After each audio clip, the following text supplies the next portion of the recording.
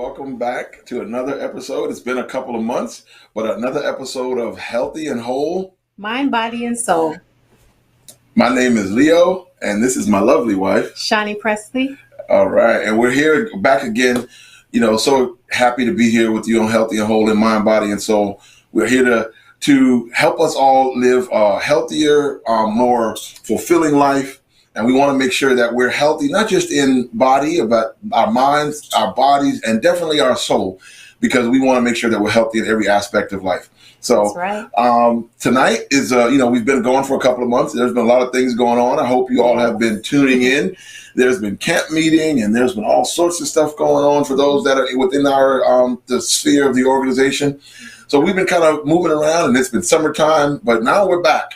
And we got a couple of good topics to talk about tonight. Yes. And also stay tuned. We've got a dynamic guest that will be on live with us later in the show to give us some insights on their personal journey in regards to the topics that we're talking about tonight. So please stay tuned. I want to also put it out there. If you're watching on YouTube or wherever we're streaming, please feel free to send in questions and chat items and that sort of thing, because we want to make sure we interact with you. We're here to give this information so that we can all benefit and be a little bit more healthy, right? Right. All right. So what is our topic for this? Shawnee always asks us to interview you guys. So if y'all have seen us before, we kind of do the intro first, and then we kind of get comfortable. So what's our topic today? Our topic today is fitness and nutrition. So this has been a big ongoing thing since COVID hit, that everyone is talking about fitness and nutrition. Many of us had gained the COVID-15. That's what I'm going to call it. 15. Quarantine 15. Right. And a lot of us right now are trying to figure out a way to get it off. And how did it happen? Wasn't I doing exercise? Was I not monitoring what I was eating? So today we're going to talk about children, adults, elders, everyone from beginning to end, about fitness and nutrition and what we can do to help us start going into the right steps to get some of the outcomes that we really want in our lives. Right. That's so true. And it's so important. And I hope if you saw the flyer earlier, you saw the kind of title for this show is Fitness and Nutrition. No hype. Nope. Just health. Yes. Now, I'm sure a lot of people got into, I know we did. We tried some of the at-home workout programs when the gyms were closed down. And when you start searching for these things, you run across these videos and these seminars that literally 50 minutes of it is all hype. It's all buy my product, buy this thing, buy that. And they give you very little insight into what actually makes our fitness and nutrition tick. Yes. So we're not going to talk about, hey, do this program or try this diet. We definitely just want to talk about what are the basics? What are the things we need to know so that we can take ownership, take control, and be impactful when it comes to our fitness and how we approach our nutrition. Before we go any further, I do want to say a big, giant thank you and shout out to Brother Johnny, to Pastor Heraclio John Wyatt Jr. and his first lady and his spouse, Sister Paulette Wyatt. We are, this is through AFC Brooklyn 265, and we love working with them. It's been a pleasure working with them on this venture, and we want to say a big thank you for their support, for their backing, we also want to say a big thank you to the production team, the beautiful flyers that go out, all of the behind the scenes camera and internet work and all that stuff. God has blessed us with a great group of folks to work with. A great team. It's a team. That's true. Very true. And teams are very good when they work together. And it's been a blessing working with that team. So now let's jump right in to fitness and nutrition. So no hype, just health. Right. No hype, just health. I'm the interviewer in some cases, and he will be answering some of the questions. So let's jump right in. What is fitness? Okay. Now, again, I told you, no hype.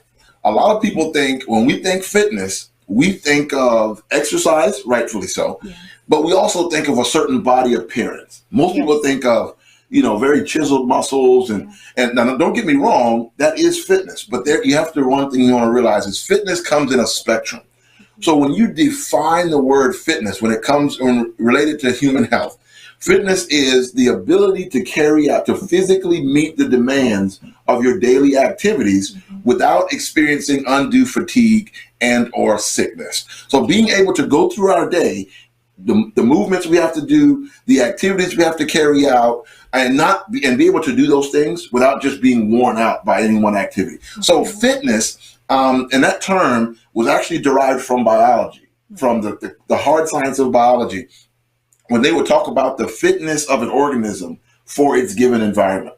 So if you had a shark without teeth, it wasn't very fit for its environment. Wow, if you had a giraffe these days with a short neck, it's not very fit for its environment. That's right. So when we talk about the fitness in relation to our health, how fit are we to carry out the duties and to carry out the activities that our daily environment and life demands of us? So when we talk about fitness is not a ideal, I see this picture goal. No. Because fitness is different for each body type. It is different. Now, again, when you see those people, the fitness models, the workout buffs, that's like when you watch the hype videos about buy my product, it's always people that look like somebody drew them with a marker. They're perfectly, because they want you to aspire to that particular body image. Yeah. And that can be a great motivator.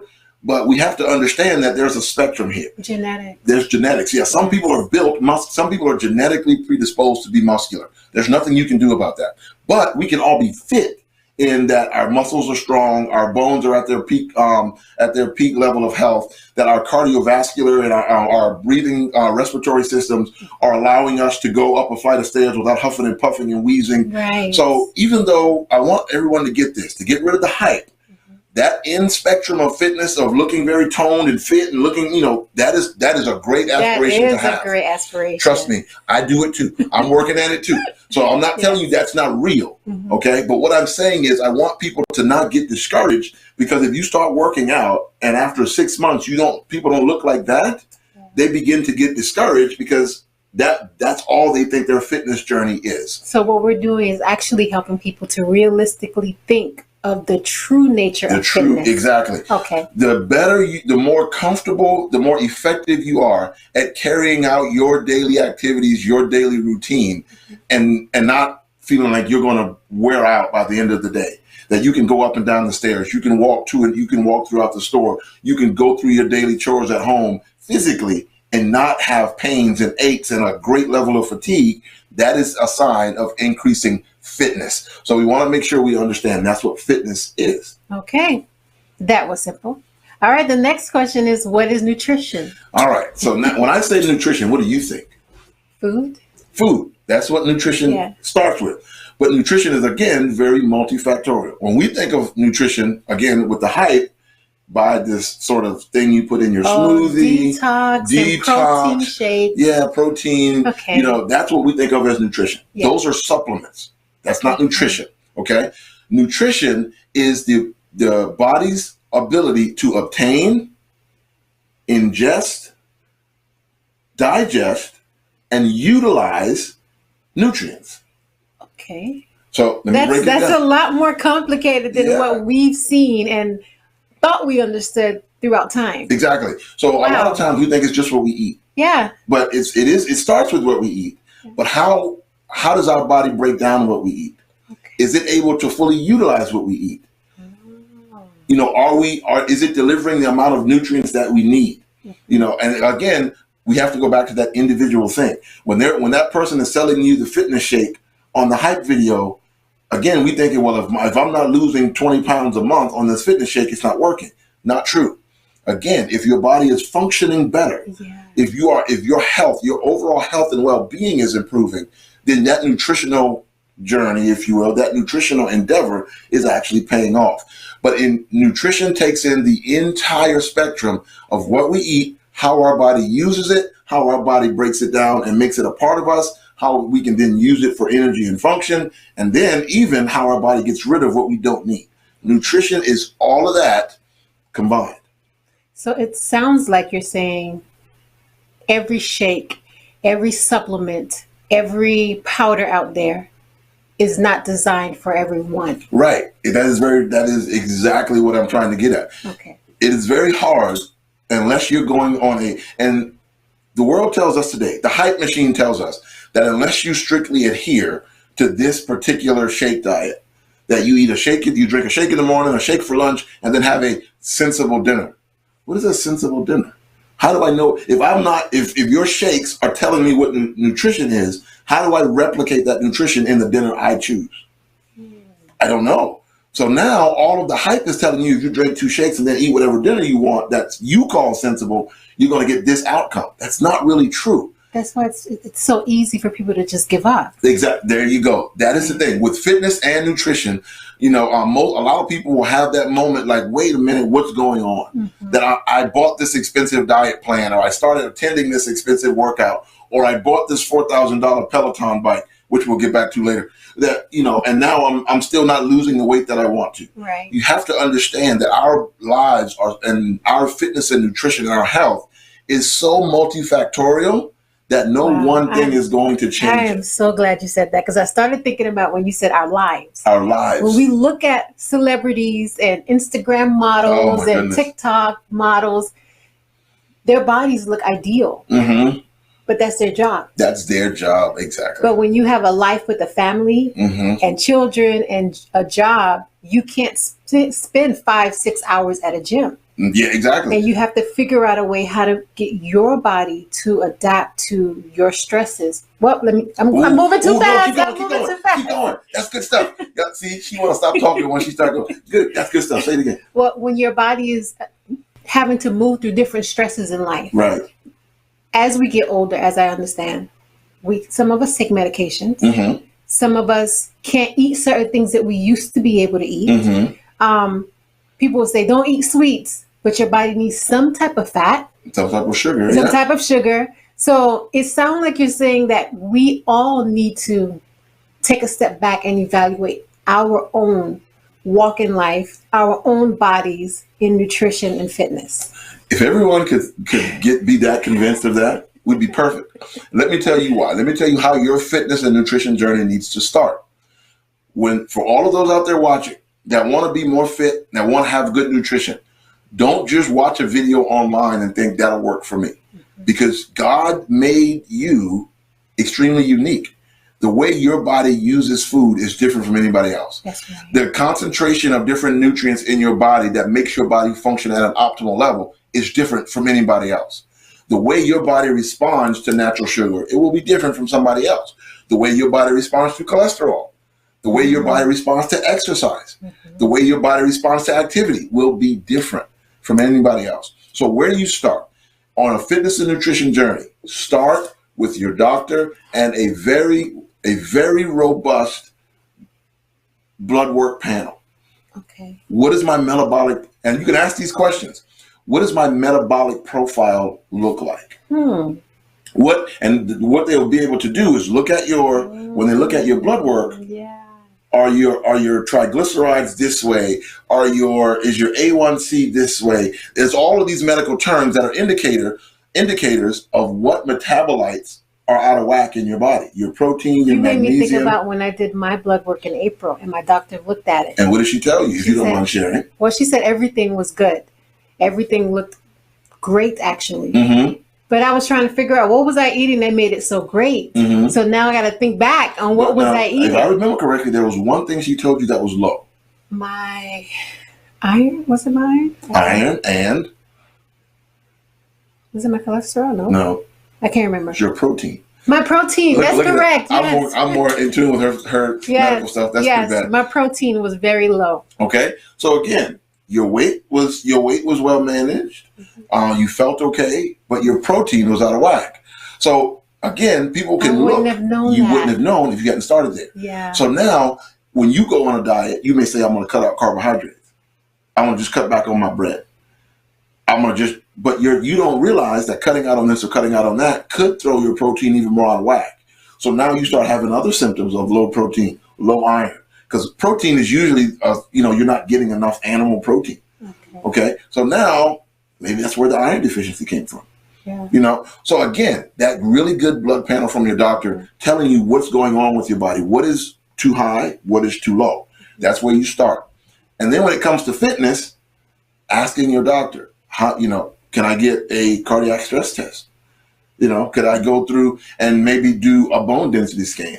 When you go and do your physicals, these are things you need to ask, because just the way you look in the mirror can't be the only reflection of your fitness and nutrition. That's right. Okay. That's right. Now, again, when you're really fit and your nutrition is really good, yes, your body will take on a certain appearance. Yes, it will. But when you're starting on this endeavor, when you're trying to improve from point one, you've got to figure out what my body is doing, what I may need to change, and then how I should expect my body to respond.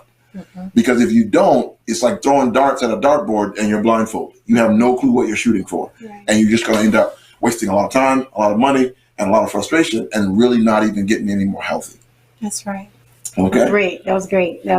Okay. So the next questions is what are symptoms of poor fitness? Symptoms of poor fitness. Okay. Yes. Symptoms. The first place to start is if you have to, not out of convenience, but if you have to always find the closest parking spot to the store, because if I don't park close, I'm going to be out of breath before I get in the store. Okay. Or if you've got to go up a couple of flights of stairs and it is the worst part of your day when you have to take the stairs. So if we think about what you just said, shouldn't be just suggesting aware of those things. Being conscious. Yes. Very true. Being conscious of how much exertion do you feel going through your normal day. Okay. And now, or if you notice, I used to be able to do my daily activities and I could get through a day, but now I'm worn out by 2:00 in the afternoon. Then that's telling you that your fitness is suffering somewhere. Your ability to successfully and effectively carry out your daily activities is starting to be eroded because the energy and the vigor and the ability, that zeal or that ability, what's the word I'm looking for? I guess vigor is the right word, to carry out your normal activities is starting to decrease. Yeah. Every time you see a chair, you want to just sit there and rest. I can remember when I gained a couple pounds and you would be like, babe, you all right? I said, no, I'm tired. Exactly. I'm tired because I was carrying additional weight that I wasn't used to carrying. You were carrying additional weight. Because you weren't exercising, your cardiorespiratory system and your muscular system wasn't as well able to put up with activity. Yes. So you fatigued quicker. Yeah. And people need to realize. And I had to rest, literally. Yeah, you have to. I looked fit on the outside, but on the inside I wasn't. And that is the key. Yeah. That is the key. Some people can, they can be a small dress size or shirt size or pant size, but every time you see them, they need to sit down and rest. Yeah.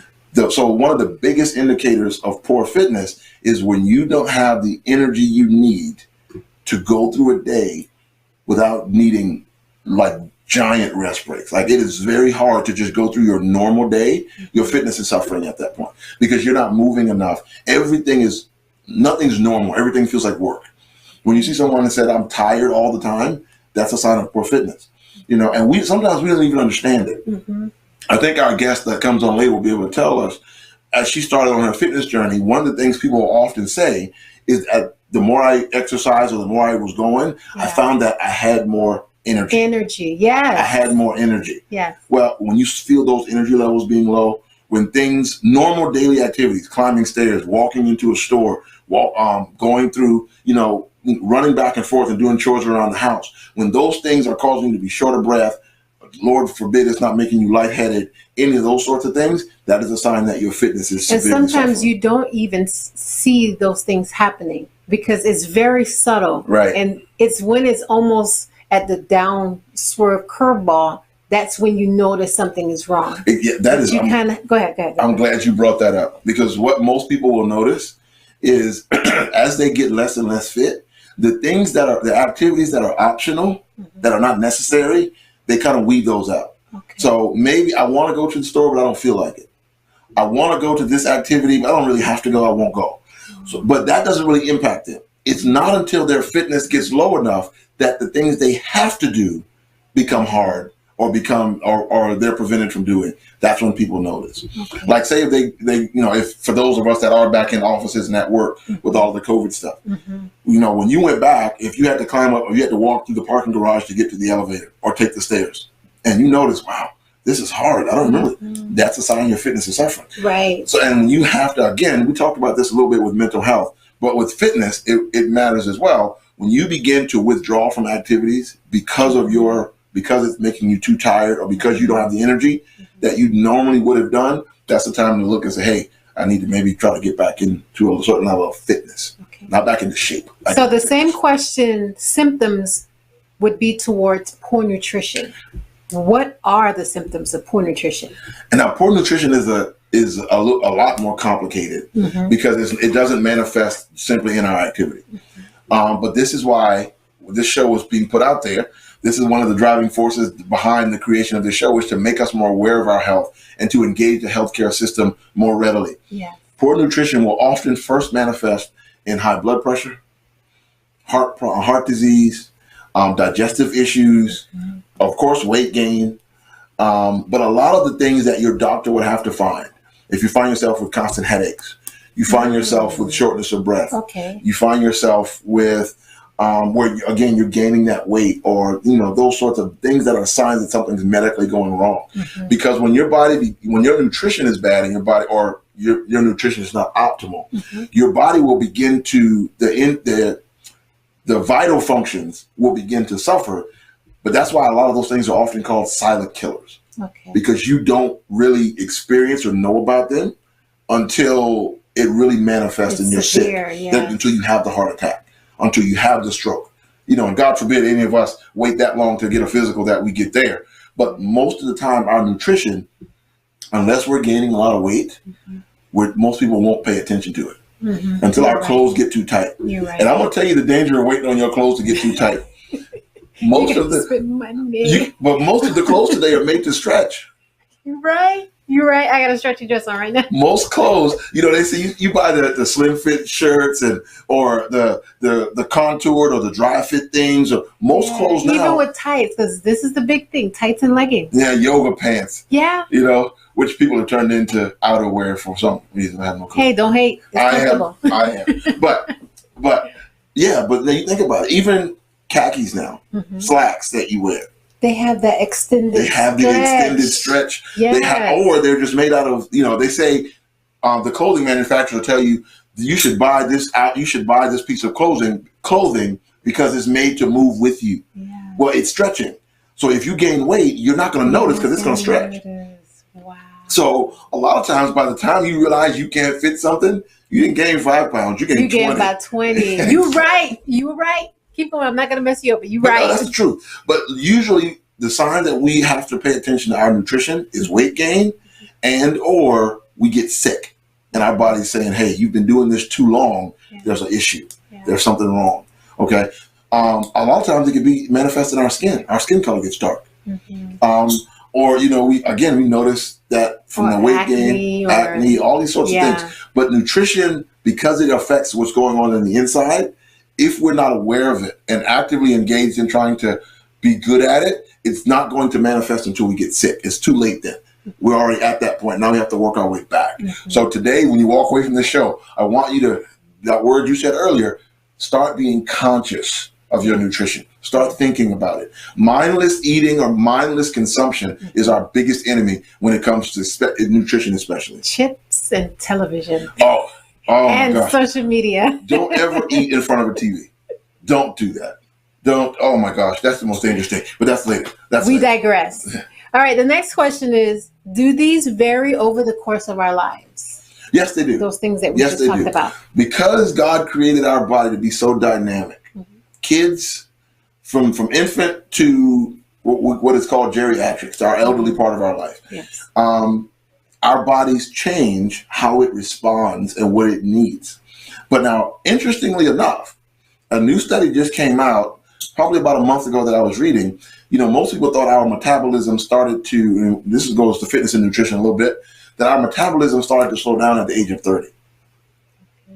This study found out that based on very minute metabolic calculations, like what the body is doing with food and the rate at which it's breaking down these foods, metabolism really doesn't start to slow down at a detectable level until the age of 60. Decline. It doesn't start to decline until the age of 60. Okay. Thank you for hearing that. So that means. So guess what? We can't keep blaming I'm just getting older. Yeah. That's what that study did. It told us. Now. I like that. Does our body change? Yes. Yes.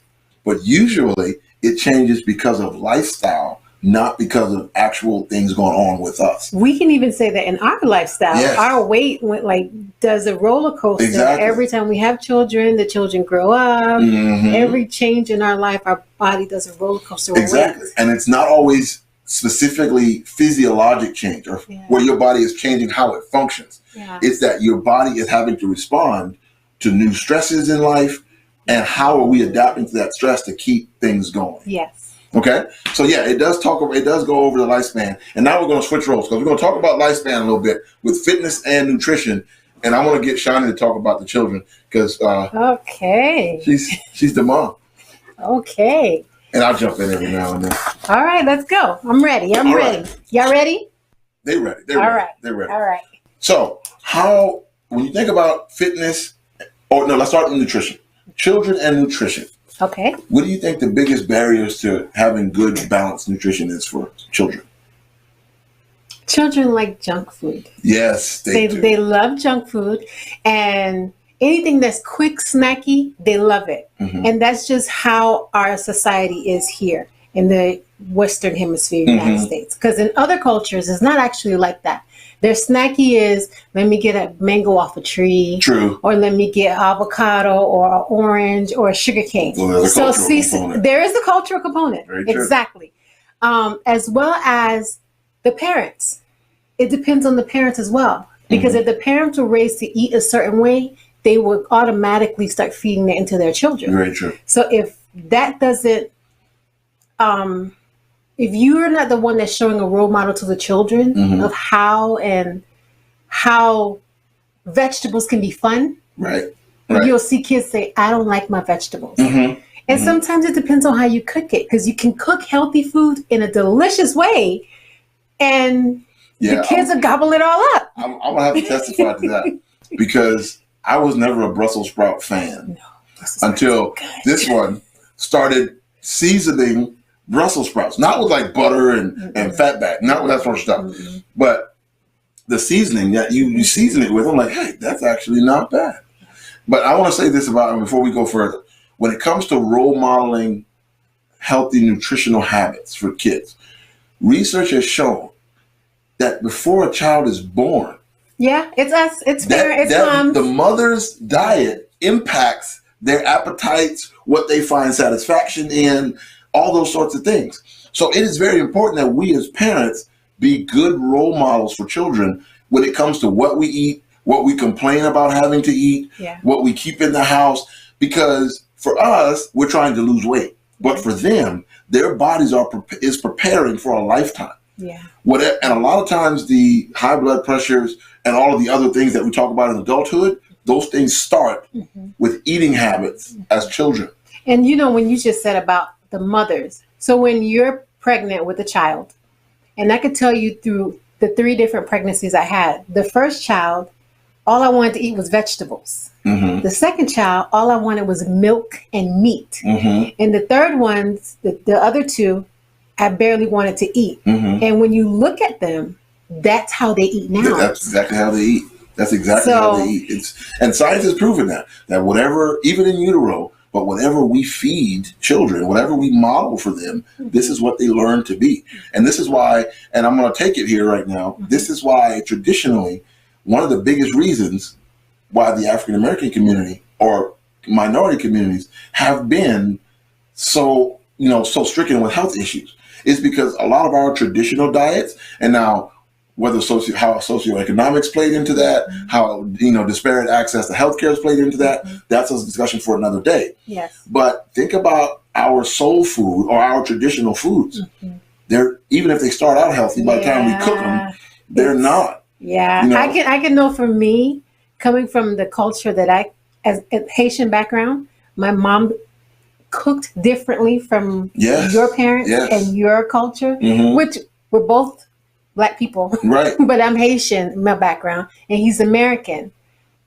I didn't do well, and still don't do well when I eat that kind of food. Your body, you like it, but then you pay for it for a couple days. Oh my gosh, my body does not do well with the fat backs and all the butter and all that good stuff. That it makes it tasty, but it's not good. And I can remember as a child, and we're going to get back to children here, as a child, watching my parents cook, and they would be cooking corn. Corn is a healthy food, very nutritious. But before they would put the corn in the pan, they would put a couple of strips of bacon and season it, and then put the corn in with it. Well, the first time Shani made corn for me when we were married, and there was no bacon in it. That was our first debate, if you will. As you can see, that's how I cook. You like it or leave it. That's kind of how it was. She showed me this after we were married, girl. So there wasn't no leaving. That was, So, but I had to learn to eat the corn without the bacon. But what I'm saying is, as children, this is how I learned that the corn should taste. Yes. That added fat and cholesterol to my vegetables was normal. Yeah. So children's nutrition has to be modeled. Has to be very conscious. We have to be conscious of what we model for our children. We have to actively. Let me ask you a question though. Okay. What if a child is a picky eater? How do you handle that? We have that. We have picky eaters. One thing that I've done is I watch the way they eat, what they like, and I also take the food that's picky to them and I make them think it's so delicious. Mm-hmm. You understand what I'm saying? Again, you're modeling a behavior. Yeah, I make them think it's so delicious. And I do like you've seen, add varieties. Mm-hmm. So when you add varieties, it's not that, oh, I don't like that, but there's something else that they can choose. Right. That's a healthy option. Right. That's delicious as well. Because we have children that don't like strawberries. Right. And we have some that don't like bananas. Yeah. So we have a variety of those different things that they can choose from, but they're healthy options. Right. All around them. Right. And I'll say this, we have, one of our twins, Michael, is not a big meat eater. No. He loves starch. Yes. But we have to, unfortunately, we have to tell him, you have to encourage him, Mike, you have to eat your meat as well as your starch. You have to eat this. And, with our oldest, he is a sweet tooth fanatic. Oh, yes. But how we modify that is once you're done with this, then you can have your sweet dessert. But it's in moderation. It's in moderation and it's balanced. And remember, don't ever make food the enemy. No. One thing that I've introduced, which was a blessing, was different kinds of meat. Very we true. used to eat a lot of salmon, but now we eat all different types of fishes. Croakers, pokies, red snapper, all those different kinds. Yeah. So they have a palette of a variety of things that are healthy for them, but can be tasty at the same time. Right. I often have people laugh when I say that my 5-year-old or our 9-year-old, they love lobster. When he was 5, was probably the only kid in the school that got sushi for lunch. Every Wednesday. Shani would take him sushi in kindergarten, y'all. She would take him sushi for lunch in kindergarten. Mm-hmm. But and now the twins are into sushi. And Daddy doesn't like sushi. I'll eat it, but I don't like it. But that's the thing, modeling behavior and making sure that picky eater has a wide variety, because if you have a very narrow diet and that kid is picky over one of those staples, they're going to be missing something. Mm-hmm. So trying to make healthy options but having a very wide variety is what you're saying is helps with kids' nutrition. Mm-hmm. Good. Okay. Now, what if you have a child that's just not a big eater? Do you ever think like the Pediasures are those sort of supplements, are they helpful for a child that needs to have more of a robust diet, like they're finicky, they don't eat a lot of anything? Yes. What we've done, and you can remember, we've done Boost, we've done Pedialyte, Ensure. But one thing that I would say is look at the sugar content and the sodium content in those drinks, because they're different. There's some for protein, there's some for diabetic, there's many different kinds. And you have to make sure that you're not giving too much sugar to the children, because it's going to be sweet anyway, but it's giving them that added on calories. Kids need calories. They need calories because they're constantly burning it. And if you have a child that doesn't like to eat lunch or doesn't like to eat dinner, you can supplement it with that, but you're also adding just a little bit of food on the side, because you're going to have to wean them off those things. And it's one of the things that's very important for kids in their nutrition is you have to remember that their nutrition they need it to develop, to grow. Yes. Okay. Their body needs that nutrition. This is not optional. Children have to eat. If I miss a few meals, it's probably good for me. When kids miss meals, it can lead to educational problems. It can lead to stunted growth, if that's not the medical term, but their ability to grow and develop, their bones, their muscles, their body needs that, because their bodies are a factory for growth at this point. Yes. So getting it the raw materials is very important. All right. So that's it for children's nutrition. Okay. Fitness. Children's fitness. Okay. We can both talk about this one. Simple. This is simple. We're going to make this simple. Make kids move. Yeah. Just make them move. Don't let kids literally sit in one spot. One of the worst things that have happened is these custom video game chairs. But they look good though. And they're comfortable as all get up. Yes. But kids will sit in a video game chair and play a video game for 4 hours on end. And don't even realize it. No. But that's just like us when we're on social media or anything. We can sit there for literally 2 hours and don't even know where the time went. Very true. Yeah. So getting kids to move, having them a part of organized sports, taking a walk with your kids, doing things with them in the house. One of the things that's really good is when our kids play the Switch. They have a video game, but it requires them to move. Like if they're playing Mario Kart, they're playing, and these games with the controllers, you have to move. So getting them games that are not just their fingers moving, but now our kids, their whole bodies jumping moving. And bouncing. Encourage movement as much as possible. On the weekends. And as a parent, what I would say as well, has worked for me. I have a schedule. My watch goes off literally every hour or hour and a half, and it says it's time to move. And my kids know we're going outside for sunlight. Right. And they play outside for about 10, 15 minutes. Because I think the NFL has this thing where play 60. Play 60. So for 60 minutes, and you break that out throughout the whole day to get them to go outside and play. You may be out there sitting there on your phone, but sometimes look up and get up and walk wherever they're walking at and kind of play with them a little bit. And it's just easy movement. It's easy movement. Yes. Yeah. I can remember my mom would come when I was a kid and we'd be sitting out watching cartoons or whatever. And she would say, hey, y'all get up and go run around the house 3 times. And it used to drive us crazy. I hated it. I'm like, what am I running around the house? I look like an idiot running around the house. But it was just to make sure that we kept moving. And now we're going to get into this when we get into adults here in a second. But movement, our bodies is designed, was created to move. And when we don't move, the nutrition part gets all out of whack, and definitely our fitness begins to suffer. All right? So that's it for children. Yes. All right. So adults. All right. Let's speed up here. Ooh.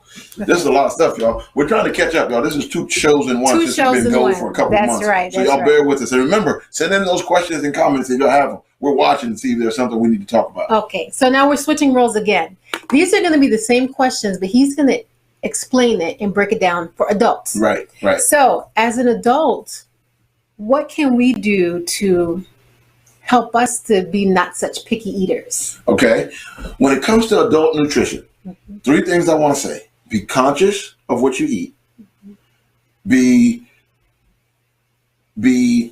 selective on what it contains. So be conscious, be aware of the content, and be aware of the portion sizes.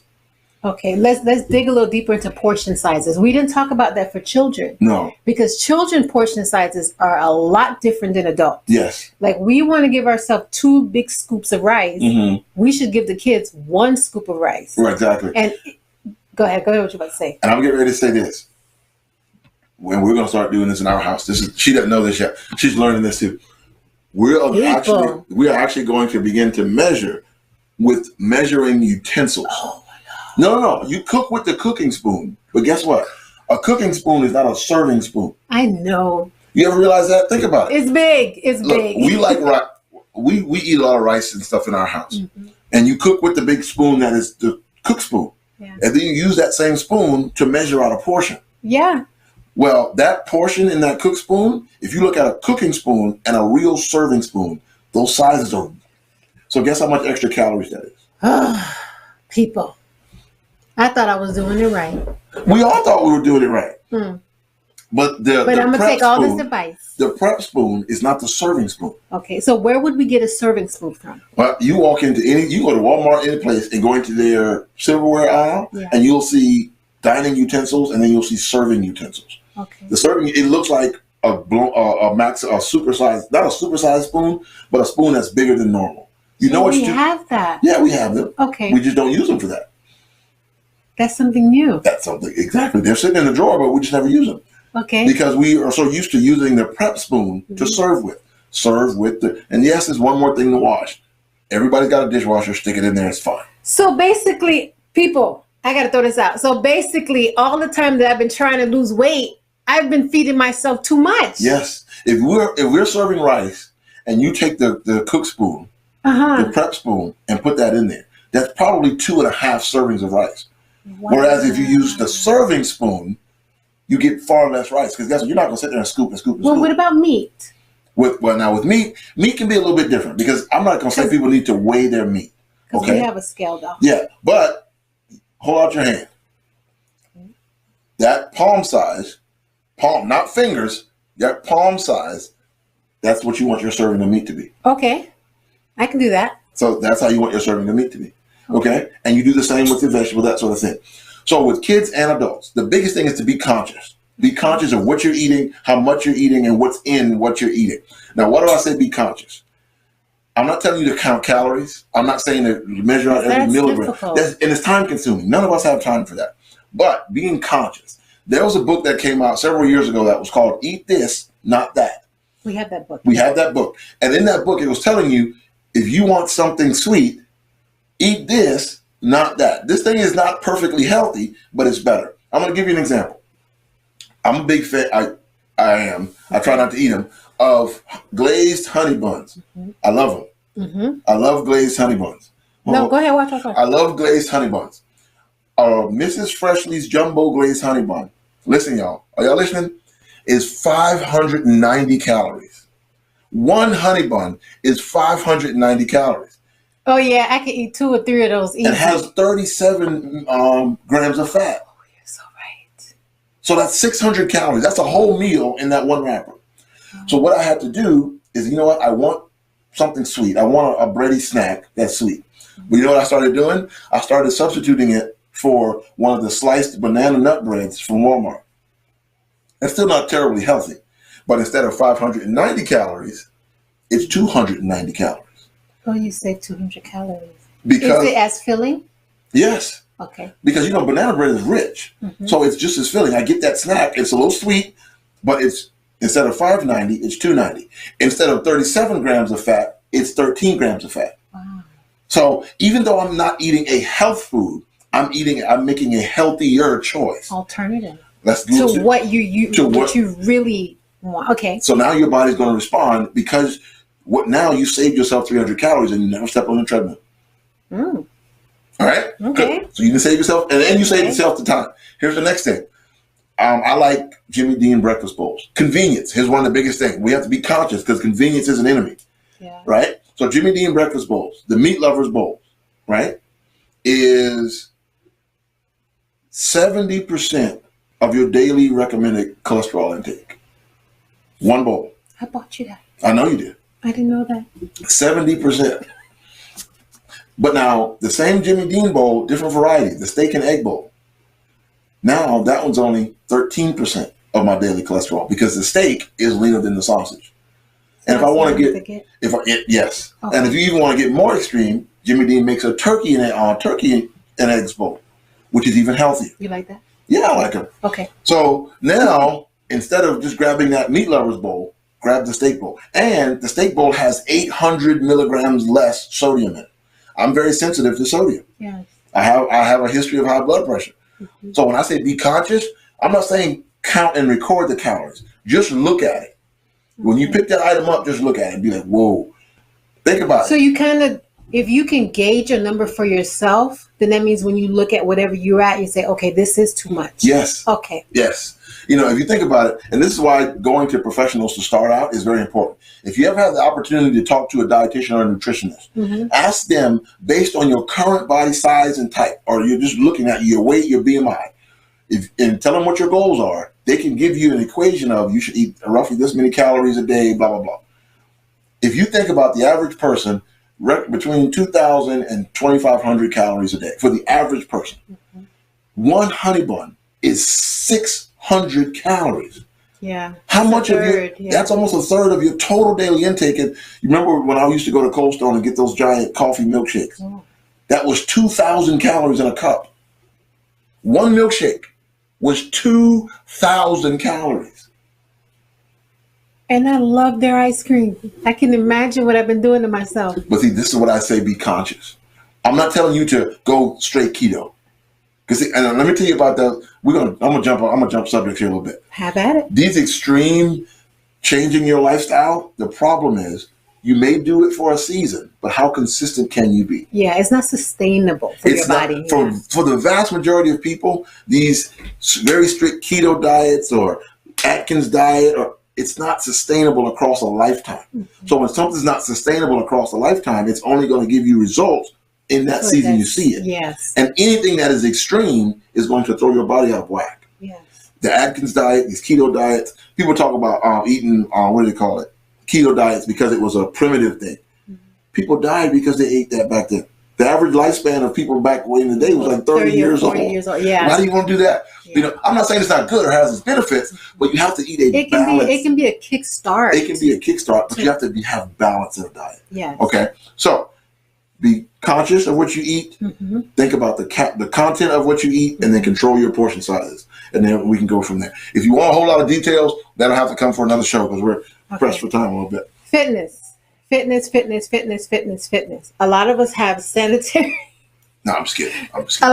There's a lot of people, especially when I used to work, I had a job where I was behind the desk. Right. 90% of the time. Mm-hmm. And remember I told you I struggled. Yes. Because I like to move. Mm-hmm. How can we help adults with those kind of jobs? And this is why I think a lot of people start to gain weight around between the ages of 30 and 40. It's not so much, again, we've already talked about that our metabolism really doesn't change that much. Our lifestyle changes. Mm-hmm. When we're in high school, when we're in college, when we're trying to build a life, we're building, we're moving. But then as we get that promotion, every promotion usually comes with less physical work. Yes. So now I'm a physical therapist. I went from treating patients all day, lifting, moving, to now as the director of rehab, I sit at a desk. Yeah. I got a promotion, but now my activity level went down. Yeah. So I have to compensate for that. Yeah. How do you work that out? Let me give you a tip. There's a productivity hack called the Pomodoro technique. Promodoro.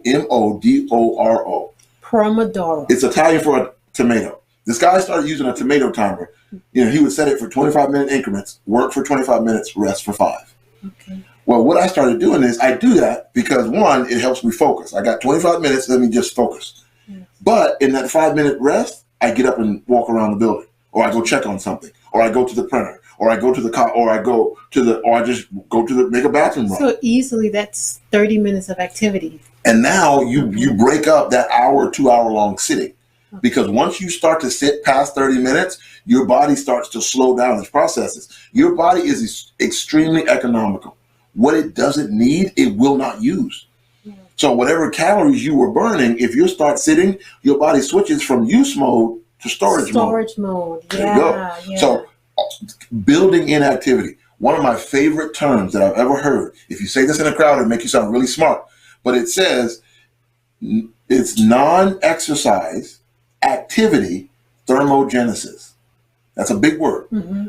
Non-exercise, the time spent not doing focused exercise activity. Mm-hmm. Non-exercise activity thermogenesis. Thermogenesis is burning calories. Burning calories, yes. Right? Mm-hmm.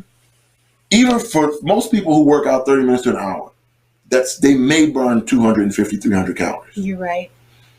What are you going to do with the rest of that 22 hours in the day? How are you going to burn calories then? Well, you're sleeping for hopefully 8 to 9 hours a day. And your body will burn calories then too. Mm-hmm. But during your waking hours, do you always take, again, the parking lot closest to the door? Or do you purposely park far away? So basically we're saying we can build in your activity. Okay. If you go on Amazon, for those of you that have a sedentary, like a sitting down job, they have these under the desk ellipticals that you sit there and you do it. You build it in. Whatever you can do to burn calories, do that. Mm-hmm. Keep your body moving, just like with kids. Because the less we move, the more weight we gain, the more our fitness suffers, the more our heart, our lungs, because we're not asking our bodies to do those things.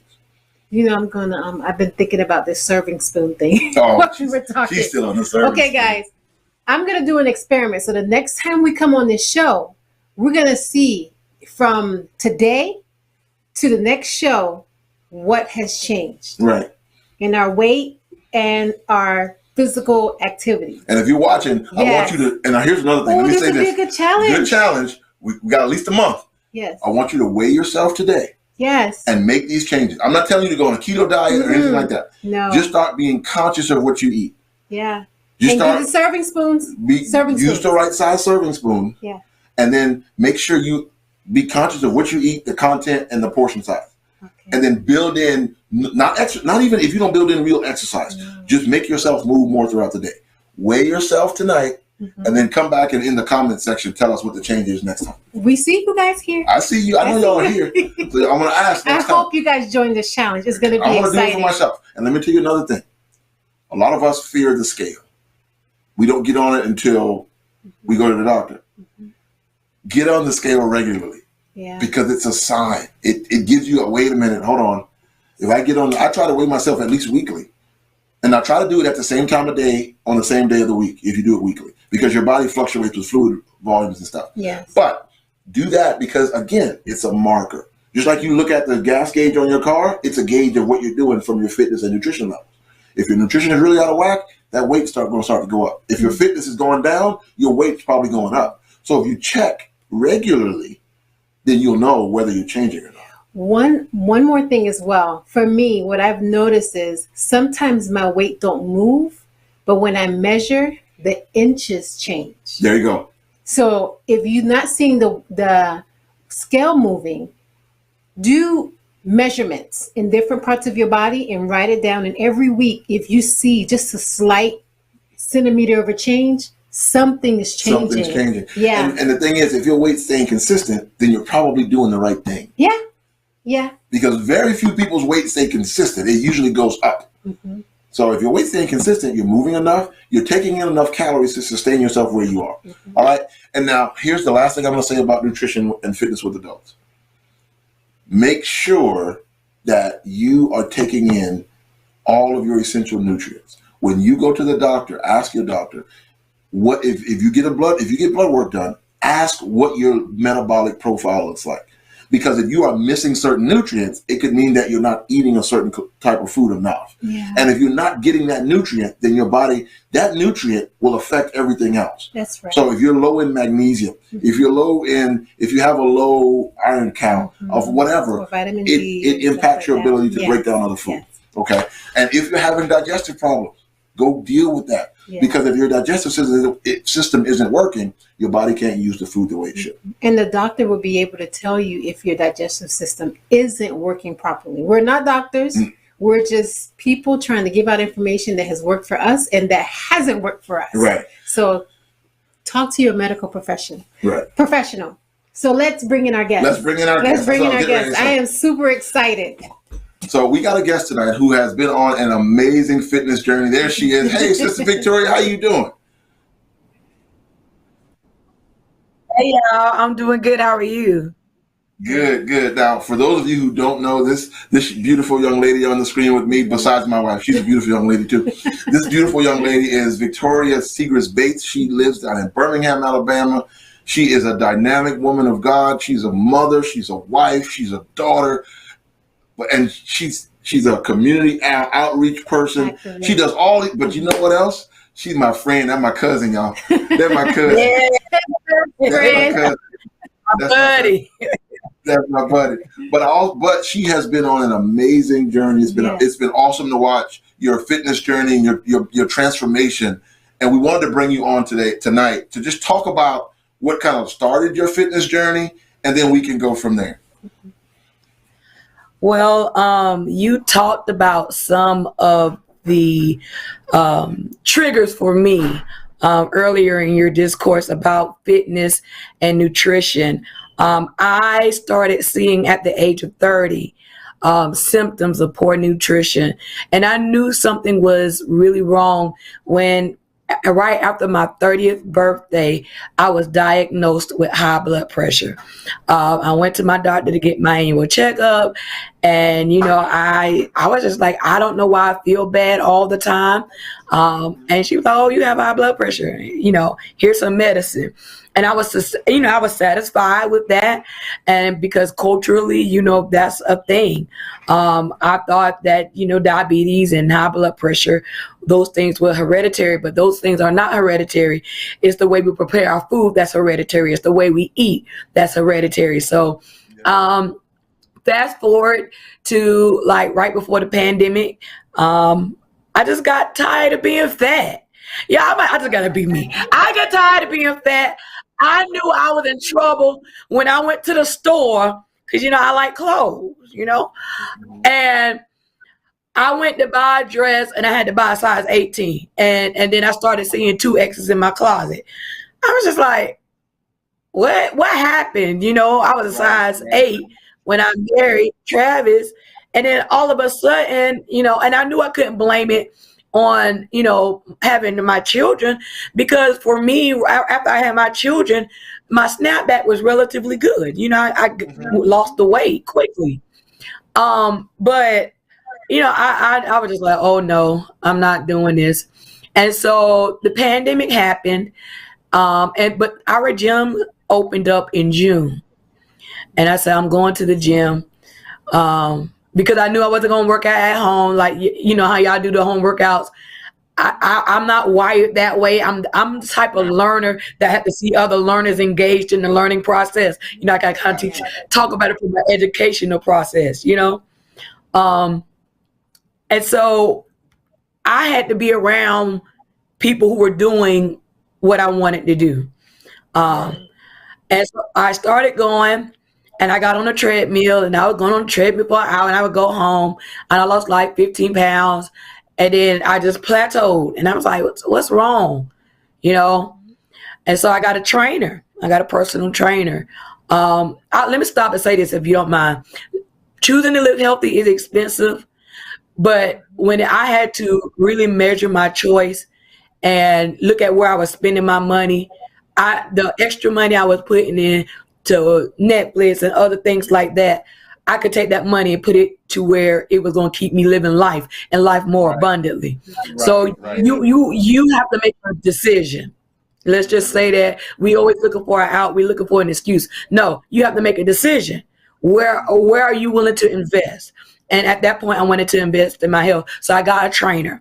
And, I started working out with her, and I did good. And, she was like, okay, we want to add weight training. I was like, weight training? I ain't trying to bulk up. What do you mean weight training? Right. And then, she told me, she said, well, Victoria, you have to eat well. You guys talked about the eating habits. We went through my macros and, determined how much protein I should be eating and all of that for the goal I wanted to meet. So I started weightlifting. I started doing cardio, and I started spin class. Fell in love with spin class. I love spin class. Now I teach spin class. And so I after a while, I looked up a whole year later and lost all of that weight. I was taking off my high blood pressure medicine. I was all but too happy to get rid of my closet. I had to start over. And it's just been a blessing. But one of the things I will say, and then I'll shut up so I can ask some questions. Doing this has taught me the reality of Christian struggle spiritually. Right. Jesus, when he came, had compassion on us. And I think sometimes we as saved folks forget that element, and we're not as compassionate as we should be. Right. The fact that I went in the gym, I had the mind and the will and spirit to lose the weight, but it took me a whole year. Right. To lose weight. It didn't happen overnight. It didn't happen in 2 months. Right. And to see myself struggle and to see other people struggle, it really gave me appreciation for God's grace, first of all, for his mercy, and just how willing he is to make sure that we're spiritually fit. Right. But I will tell you all, this has been recently in my adult life, this has been one of the best decisions I've made. I've lost all the weight. Now I'm doing light bodybuilding. I love it. It's my thing. There's my therapy hour. Travis and I, agreed in our household, we're going to give each other some time, because we need time. When your mom, dad, husband, wife, children, job, you need some time to decompress. And the gym time is my time to decompress. So I do weightlifting, and I will show y'all my muscles, but somebody might think I ain't saved no more. So yeah.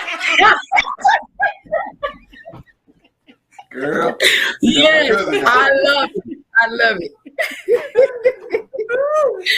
But and I really like what you talked about making that investment. Yeah. She said, it's expensive to be healthy. Mm-hmm. But if you really look as a healthcare provider who gets to see the other side of this, mm-hmm. it's more expensive to be unhealthy. Yes. It's more expensive to be unhealthy. Yeah. The way you feel, and the next time you go to the doctor, you really need something done. Look at the bill they send you. Mm-hmm. Look at the bill they send you. Mm-hmm. You could probably pay for 4 years worth of gym membership with one hospital. Yes. Yes. So now, when you got to that point where you hit that plateau, yes. what pushed you to keep going? Mm-hmm. I didn't want to be fat no more. I mean, it was, I identified an issue with Victoria. I agree with that. I so agree with that. Y'all should have known better than bringing me on here. Look, that's why we said you were dynamic. I mean, I was tired of seeing what I was seeing. I was tired of feeling what I was feeling. And, even though initially I lost, the first 15, 20 pounds and I plateaued, and it was frustrating because, like, what am I doing? I'm still going to the gym. I'm still eating right. What's going on? My personal trainer said, okay, now you got to shock your body. Sometimes now you got to increase your workload. And again, it was a decision that I had to make. Either I could just keep going on the treadmill and just doing light stuff, and then I'm still stuck where I am, or I could shock my body, push myself, and, get to that place. For me, get through that plateau was always remembering my goal. Mm-hmm. I had a mental image of what I wanted Victoria to look like. I didn't want to use, and this is what I was doing. I'm going to say it. I've said it to you before. I didn't want to use my desire to be a Christian woman and those habits that we associate with holiness as an excuse. I don't have to be saved and broke down.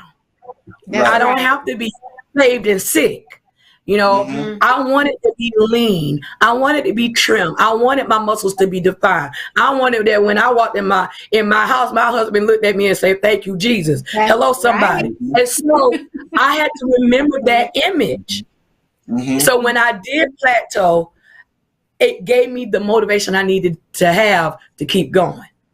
There you go. And that's so true. And I like how you referred to us as Christians, mm-hmm. because sometimes us as Christians, I was watching something a couple of days ago, and they said we almost have created a glory in being sick, a glory in being broke down, and now if we get there through some unexpected sickness, God is able. But how many of these sicknesses are self-inflicted because we don't take advantage or make that decision mm-hmm. to be healthy and to push through and to make that investment? I have to agree with you, Victoria. Leonard knows from the time we got married, I said, when I married you, this is what I look like. And I'm going to try my best to stay as close to that. Mm-hmm. Because I have a desire to look a certain way. And I want you to be happy with the way I look because I'm happy with the way I look. I have to agree with that. And I'll be honest, Shani will tell me if I get a little loose at the table every now and then, she'll be like, oh, hey, baby, you need to back up. You need to do something. Mm-hmm. And you know what? That's okay. It's okay. Yeah. It might hurt your feelings. It hurt my feelings in the moment. I might not speak to her for 30 minutes or an hour, but I get it.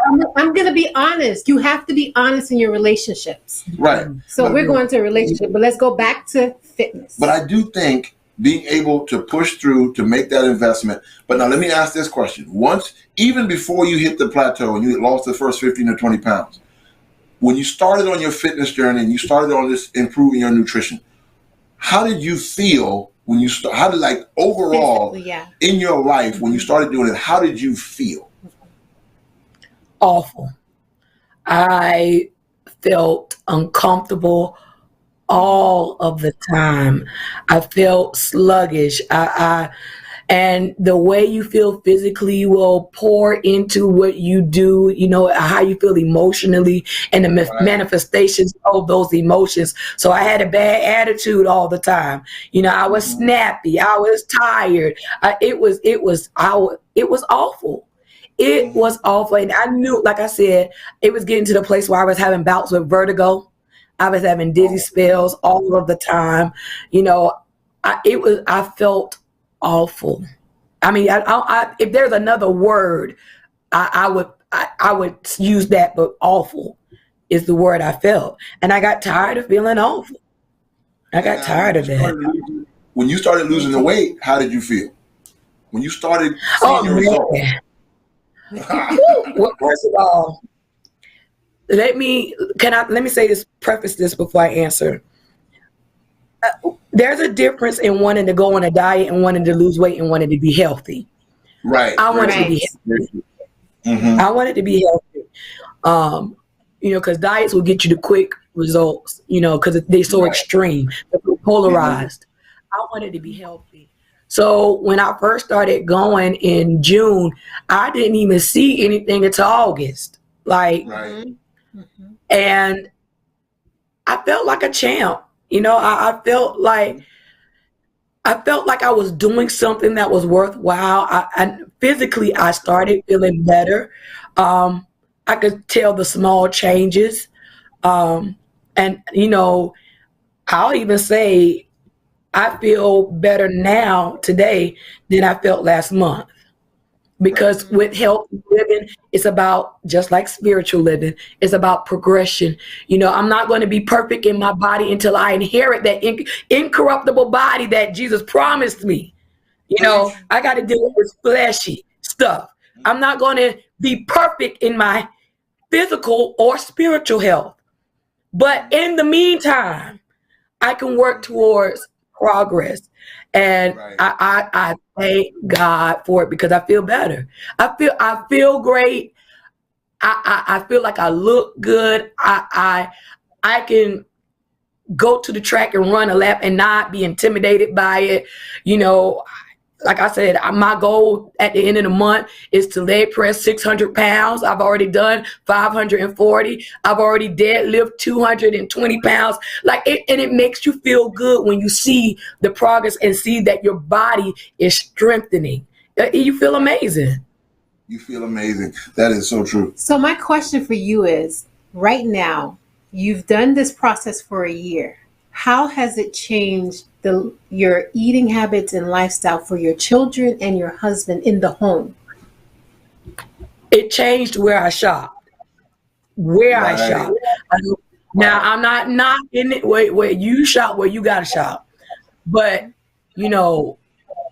God allowed me to switch from Walmart to Piggly Wiggly. Now I go to Publix. Right.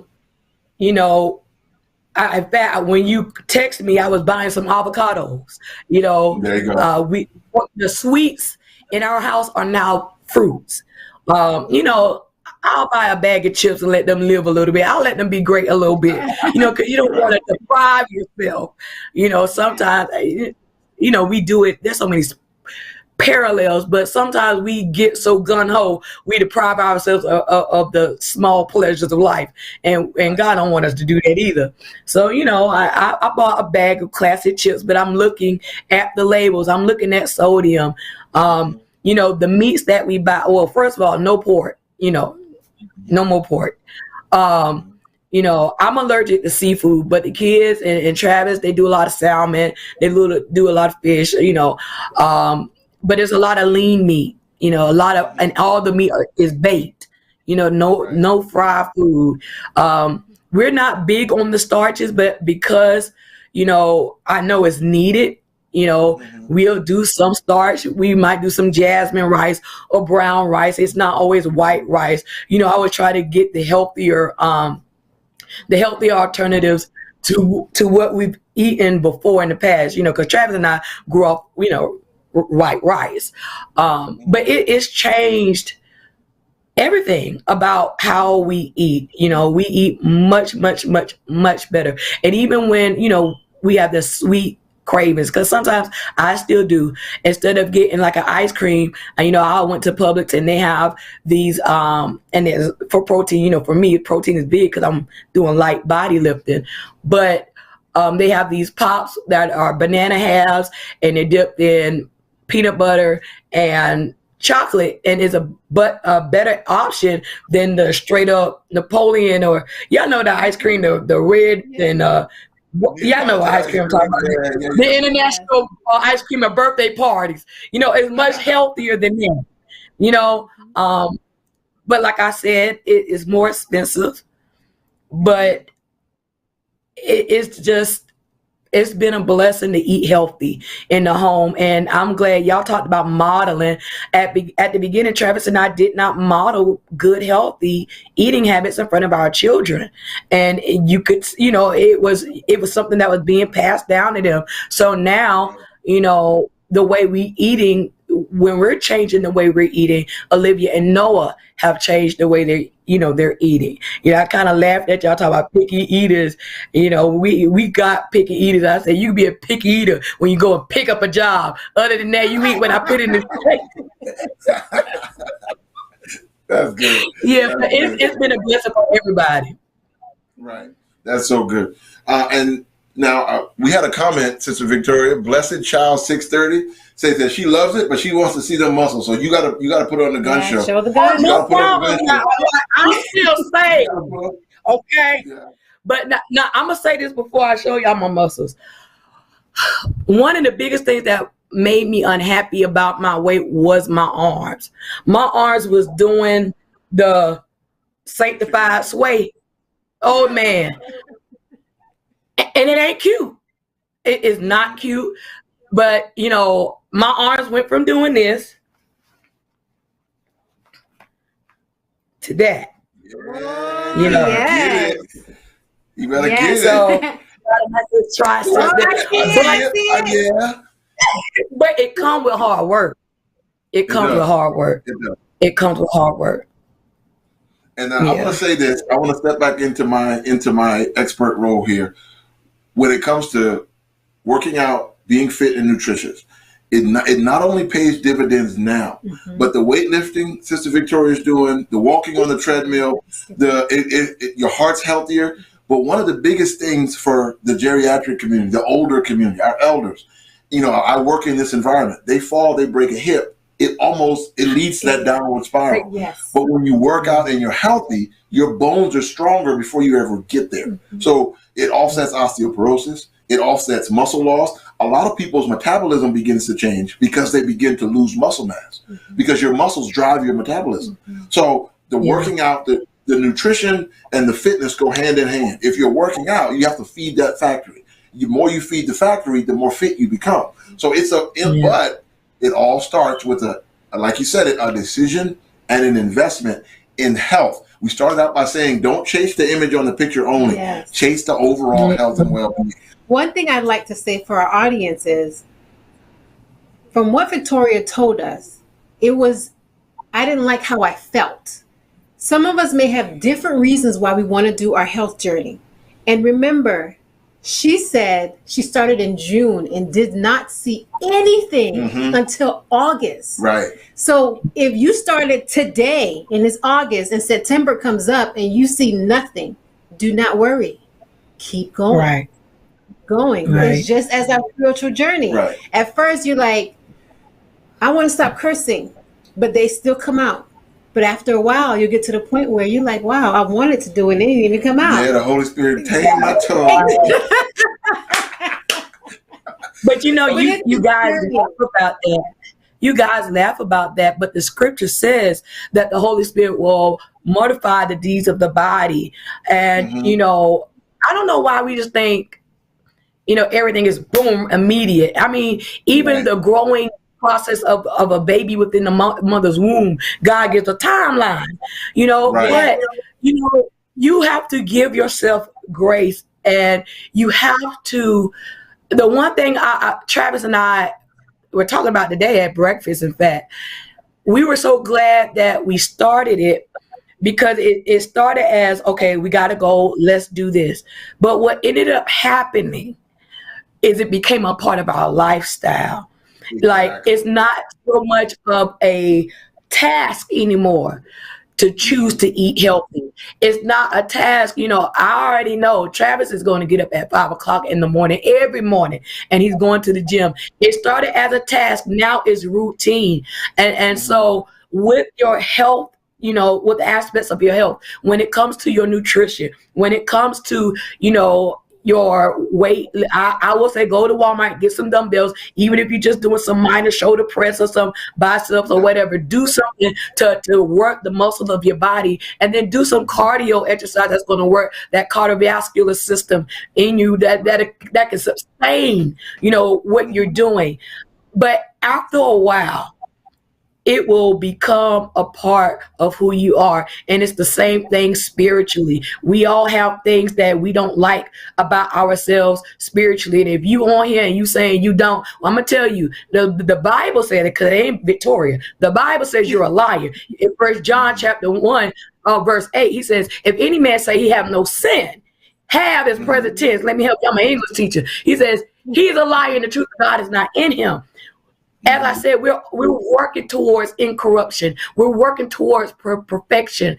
But, you know, but in that work, God will gradually start taking those things and molding them to our lifestyle, whether it's physically or spiritually. And you're going to look up and you're doing it, and it's not hard to do anymore. There you go. Yes. There you go. That's so true. Yes. And Sister Pamela Morrison just said the better to put out a little extra on the front end than to pay more on the back end. And that's so true. Always. I see people who come in as patients and they should be in the prime of their life, but they've had a stroke because they ate bad all their life. Yeah. Or, you know, I've seen people lose their life or lose a limb because they were just uncontrolled with how many sweets they ate. They never were conscious. And I want to reinforce what you just said, or reiterate what you just said, is that the small daily investments turn into long-term change. And until you're willing to do that, it's really gonna be difficult to be healthy in your mind, your body, and definitely in your soul as well. And it's gonna take all of us to make a difference, because in, like you said, in African American culture, it's not normal, right, to see people going to the gym and doing those kind of things. What is the gym? Yes. Or doing something to look better, because they say, "Oh, who are you trying to look good for?" Yeah, me. Oh man! And you know, I want to say, I'm glad you brought that up, because Victoria said this. I think it's so important for those of us, especially starting out, to have some sort of community that we're working out with. Like you said, going to the gym.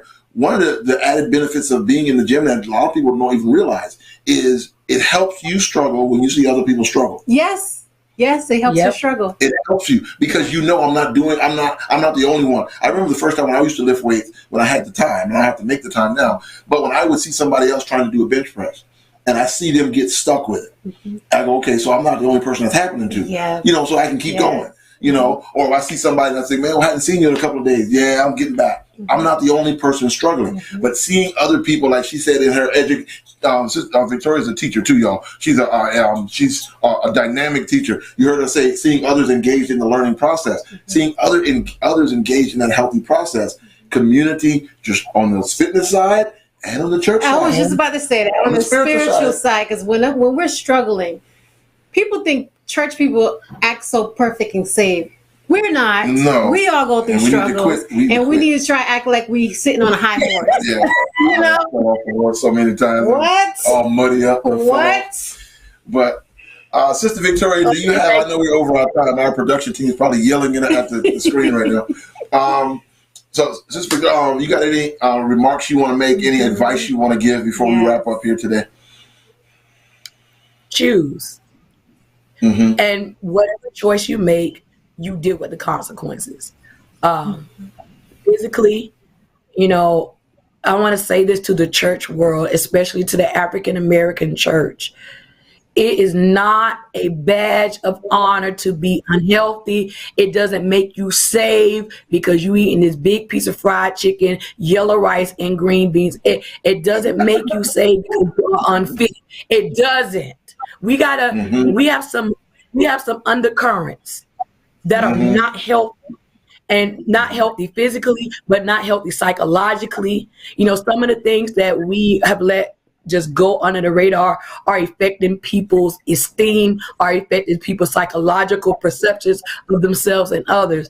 You know, Jesus said, when I came to give you life and life more abundantly. And he's talking physically too. So we have to make the choice. And I know somebody probably like, oh, you just say that because you lost 85 pounds. Yes, I did. But guess what? A year ago, I was 85 pounds heavier. So I know about the power of God. I know about his grace being sufficient, even in this physical journey. But just because I did it this year, and you know, if I decide tomorrow I'm gonna slack off, I'm gonna easily slide back. Just because I made all these gains, I can go back. You know, we can always backslide.